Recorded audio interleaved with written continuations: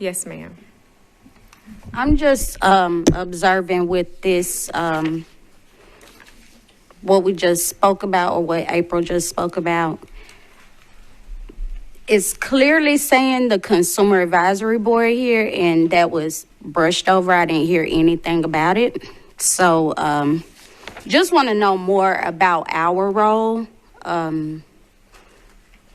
because a lot of times we're brushed over, but we're the most important piece in all of this work, and a lot of what we do on the ground with our lived experience being an enhanced asset in the community. We know what's going on the ground and all the people that are being missed. We know encampments, we know that, but it's so much more going on behind the scenes. And just as the chair, honestly, I could be real and say, I can't say how any other chair is treated, but I don't receive that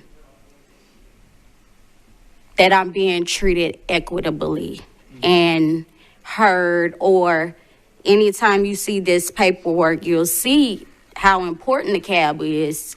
And I was going through like the different governance and the CLC booklet we got for orientation, and it clearly states throughout everything that we hear, every meeting I've been at, it has been said how important and needed the cab is. And again, we're just kind of like brushed under the rug, or when you come to seeing it here, or in some instances, it has been where we're supposed to present this, or even with us coming online, I don't know how many of you all even knew we were operational again. So to me, that's an issue. It doesn't feel good to be brushed over like that. I'm going to be honest.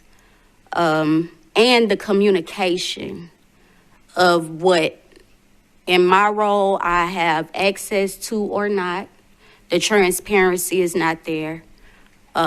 We could say things are going great all day long, and things might be going great, but not for the cab.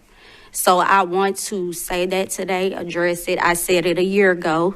We were sitting right in this room where it was it's a technical divide and it's a lived experience divide.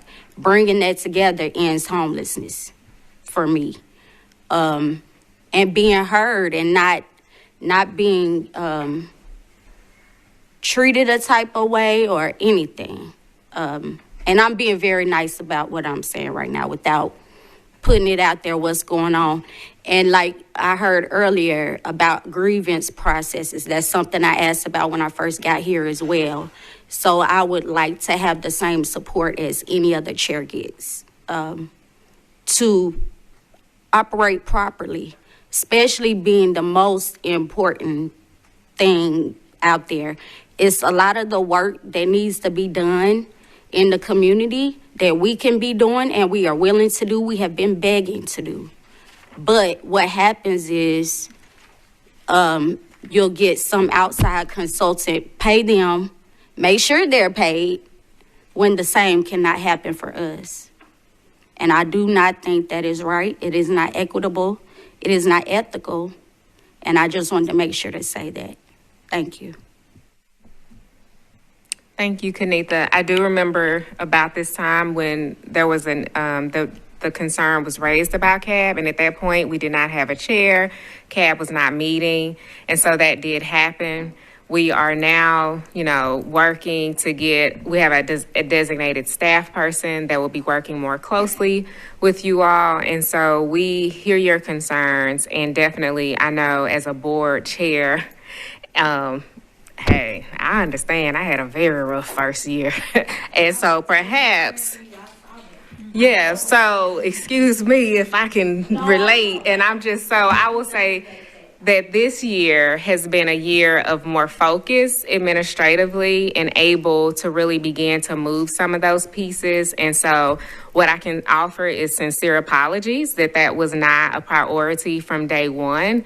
And as we move forward in this new year and we further down on the agenda look at things with the board retreat, we definitely want to make sure we are supporting that as best we can. And just to try to meet your needs. And so it is noted. And I also know, it is frustrating. So there are things that are being put in place, and we will continue to work on it. So